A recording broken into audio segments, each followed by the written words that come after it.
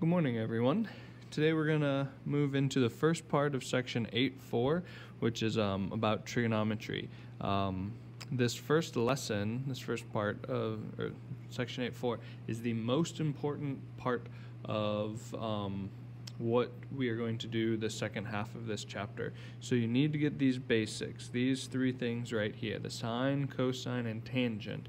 And that's what we're going to cover in today's lesson. Inverse, sine, cosine, tangent, all the inverses, we'll cover those on the block day, and we're going to review this all on Friday. This assignment is going to seem really long, there's a lot to it, but it's not due until Monday, so we almost have a whole week that we're spending on this one lesson. It's that important. So if you're having troubles, if you're having questions, make sure you ask now before it gets too late, because it's just going to keep building, and these three building blocks right here are the most important thing. Make sure you get it now or you're going to have trouble. All right, so here we go. Here is our sine, cosine, and tangent. Usually you will see these written just like this, and on your calculator they will show up as sin, cos, and tan. My calculator right here, I have sine, cosine, and tangent.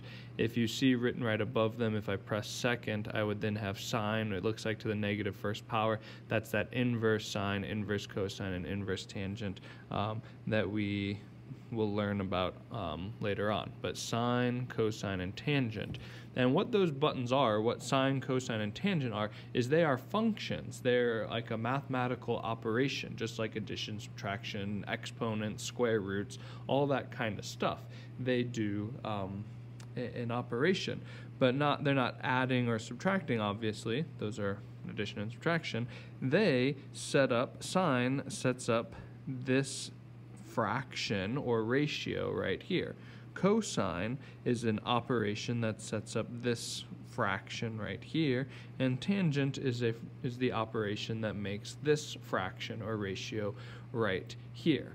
All right, so let's read through this. Sine, it says, if triangle ABC is a right triangle, it is very important. We can only use these trigonometric ratios, sine, cosine, tangent, only use them for right triangles. All of them start out by saying it's a right triangle. So, if you have a right triangle with acute angle A, meaning angle A is not the right angle, the other two in a right triangle have to be acute, okay? So we can write the sine of angle A, which is just written as S-I-N-A, sine of A, is the ratio, meaning fraction, of the length of the leg opposite of angle A to the length of the hypotenuse. Now, we've been talking about opposite of an angle when we were doing our short legs and long legs and hypotenuse. We've talked about the opposite angles, or the sides opposite of an angle, a lot. So, for our trigonometric functions, we talk about the opposite leg, the adjacent leg, and the hypotenuse. So if we just start with angle A here, here's angle A. From angle A, this is the opposite leg. And then here's our 90-degree angle, so C is our hypotenuse. And then the last one is what is called the adjacent, meaning next to or touching leg. So from angle A, this side is opposite of angle A. We've talked about that a lot. This side is the hypotenuse. It's opposite of our 90-degree angle. And that leaves this last one here as the one that touches the vertex of angle A as the adjacent leg. When I'm doing these, I always identify the hypotenuse first. That's the easiest one. Here's my right angle. Opposite of that is my hypotenuse. Always the hypotenuse. Then, once I know angle A, from there I only have two choices left. These are my two legs. The one that doesn't touch that corner is the opposite leg, and the other one that touches that corner has to be the adjacent leg. The nice thing about getting the hypotenuse first is that helps with the confusion about which one's the adjacent leg, because once you have your hypotenuse labeled, you're only left with the other one that touches that corner. So, sine is the opposite leg over the hypotenuse. If we wanted the sine of angle B, from angle B, the opposite leg would be side B, and the hypotenuse is still C. So sine is opposite over hypotenuse. Sine is opposite over hypotenuse. For cosine, cosine is just another function. Again, only works for right triangles. If we start at angle A, the cosine of angle A, written as COSA, cosine of A, it's the ratio or fraction of the length of the leg adjacent to A to the length of the hypotenuse. So cosine is the adjacent leg over the hypotenuse. So the cosine of A, adjacent over hypotenuse, is length B over C, adjacent over hypotenuse. But if we're not interested in angle A, what if we're interested in angle B? From angle B, adjacent over hypotenuse, our hypotenuse is C. That doesn't change. It doesn't matter what angle you're talking about. Hypotenuse is hypotenuse always. The only thing that changes from one angle to the other is opposite and adjacent. So from B, the adjacent leg would be side A, and our hypotenuse is C. So cosine of B is A over C. The important thing to remember is cosine, either way, is adjacent over hypotenuse. Adjacent over hypotenuse. Cosine is adjacent over hypotenuse. And our last one, tangent, again has to be a right triangle, acute angle A. Then the tangent, which we write as tan of A, is the ratio or fraction of the opposite leg to the adjacent. So tangent is opposite over adjacent. Tangent is opposite over adjacent.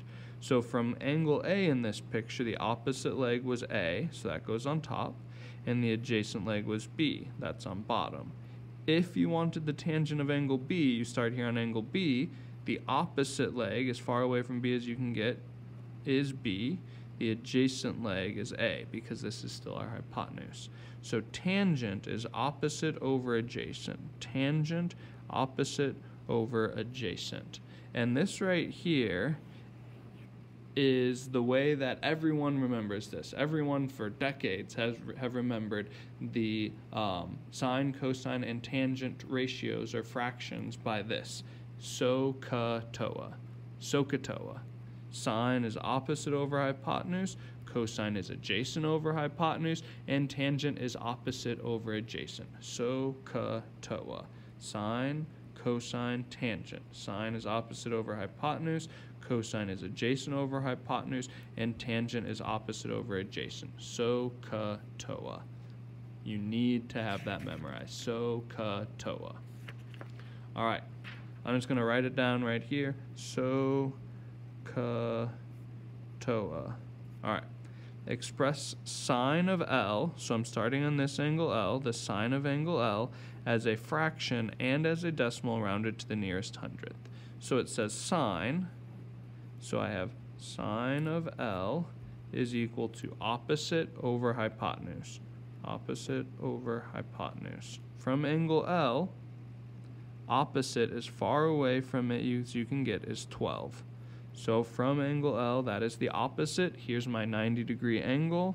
So this right here is my hypotenuse, leaving 35 to be my adjacent side. Opposite, adjacent, hypotenuse.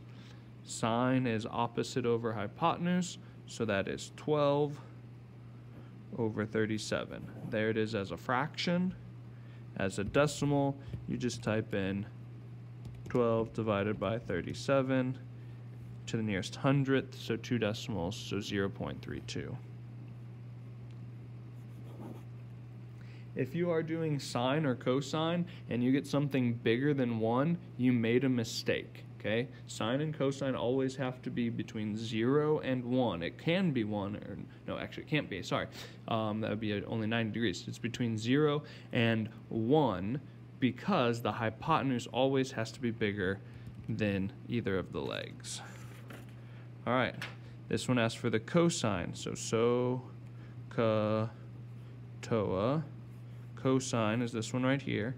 Cosine of L is the adjacent over hypotenuse, cosine adjacent over hypotenuse, and it's from L, so here's angle L, here is our hypotenuse, because it's opposite of 90, This is the opposite, so that means that this one has to be the adjacent. So the cosine of L is as a fraction, adjacent over hypotenuse, and then 35 divided by 37 as a decimal is right around 0.95. Again, I did round that off because it told me to. All right, this one is tangent of angle L, so here's angle L, and so TOA, tangent is equal to, tangent of L is equal to opposite over adjacent. So I have tangent of L. From L, here is opposite. 37 is my hypotenuse, which means 35 is the adjacent leg. So I do 12 over 35. That's a fraction. 12 divided by 35, rounding it off, I get right around 0.34. Fraction, decimal. This one is just typing that in a calculator, rounding off. So TOA. All right. A little bit faster. Sine again.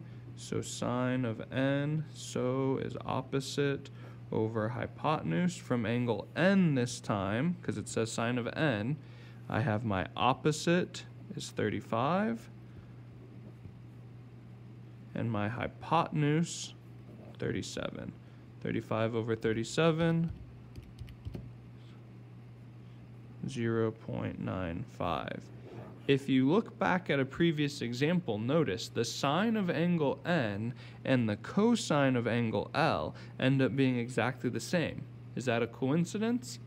No, that's always going to be the case. The sine of one angle and the cosine of the other are going to be equal to each other. Cosine, so cosine of n is equal to adjacent over hypotenuse. That's from so TOA, cosine. So from angle n, we're up here in angle n, adjacent is 12, hypotenuse opposite is 37. 12 divided by 37 gives you 0.32. Fraction, decimal. Cosine of n is equal to both of these. Okay, this one's rounded off. Again, the cosine of n was exactly equal to the sine of L. Cosine of one angle in a right triangle is equal to the sine of the opposite one if you stay in the same right triangle. Our last one, tangent. Tangent from TOA is opposite over adjacent. From angle n, opposite. So you get tangent of n is equal to opposite over adjacent. 35 divided by 12 is 2.92. Fraction, decimal. Just type it in a calculator, round it off. All right. Find the sine of angle A. Here's angle A. Sine is opposite over hypotenuse. 12 over 20. I don't see 12 over 20. Well, that's because it can be reduced to 6 over 10. Don't see that because it can be reduced to 3/5. Cosine of A. Adjacent over hypotenuse. From angle A, here's my hypotenuse, so 20 is on bottom. Adjacent is 16. 16 over 20 can reduce to 8 over 10, or 4/5. 4/5 for C. Sorry about that. 4/5 for C. Tangent of A. TOA. Tangent is TOA. Opposite, adjacent. Opposite over adjacent. Doesn't show up. Divide by 4, and we get 3/4. Tangent of A. All right. So now working some of these problems out, actually using this SOHCAHTOA. The whole point of this trigonometry is to be able to solve a problem just like this. A fitness trainer sets the incline on a treadmill to 7 degrees. So this angle here is 7 degrees. The walking surface is 5 feet long. Approximately how many inches did the trainer raise the end of the treadmill from the floor? So they're asking for how high is this right here. All right. So when I look at this picture, here's my 7 degrees. That's the only angle that I know. So from that 7 degrees, 5 feet, that is my hypotenuse, opposite of my right angle, so that's my hypotenuse. And the one that I'm looking for, y, that is opposite of it. So I have hypotenuse and opposite. From looking at SOHCAHTOA, which one, sine, cosine, or tangent do we want to use? Which one has opposite and hypotenuse? Well, sine is opposite and hypotenuse. So I can say sine of 7 is equal to opposite, which in this case is y, over hypotenuse, which is 5. So I have the sine of 7 is equal to y divided by 5. Now, when you do this to find the sine of 7, that's just going to be a decimal. So I can press sine of 7 and press enter. And my calculator tells me that sine of 7 is right around 0.1219. I'm just going to round it off to 4 places right now, and that's equal to y over 5. Well, to find out what y is, to finish off, I just multiply by 5. Times 5, and I end up with y equals 0.609. Y equals 0.609. So we're finished with the problem, except for one thing. It does ask approximately how many inches, and this was in feet. So to get from feet to inches, how many inches are there in a feet? There's 12, so we have to multiply that by 12. So about 7.3 inches. Okay, that last step is just because it asked in inches and everything was in feet, but that's the rest of it is how this problem works. Okay, sine of 7, you press your sine and then you type in 7 and get an answer. If you have a calculator that looks more like this one right here, on this one you first press 7 and then you press sine, but you get the same answer either way. Sine of 7. Sometimes you put in the angle first and then sine, others you type sine first and the angle. Just try both and see what you need to do for your calculator. Alright, last example here, very similar idea. This time they give us 15 feet here along the bottom, a 4.8 degree angle here. About how high does the ramp rise off the ground? So they want this one right here. And this is 15 feet. I'm just going to call that x. Since they want it again to be in inches to the nearest inch, I'm just going to turn this to inches right at the beginning. I'm just going to do 15 times 12, and I'm going to get 180 inches. 180 inches. So then I don't need to worry about it at the end of the problem. So here is my angle. They want us to find that. From that angle, x is the opposite side, and the side length that they tell us is not the hypotenuse, because the hypotenuse would be the diagonal. This one is the adjacent side. So we have opposite and adjacent. So we look at SOHCAHTOA.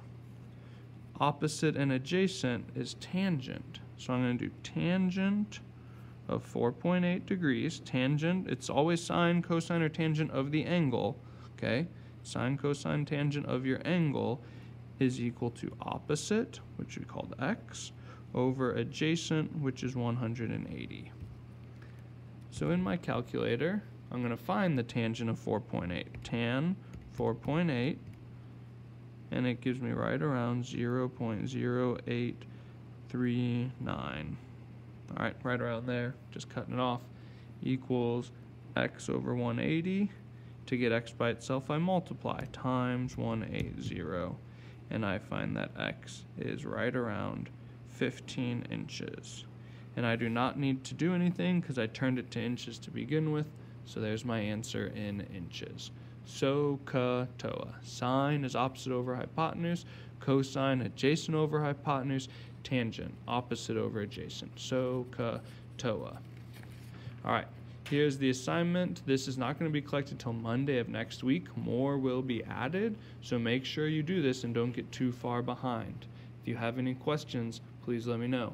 Have a great day.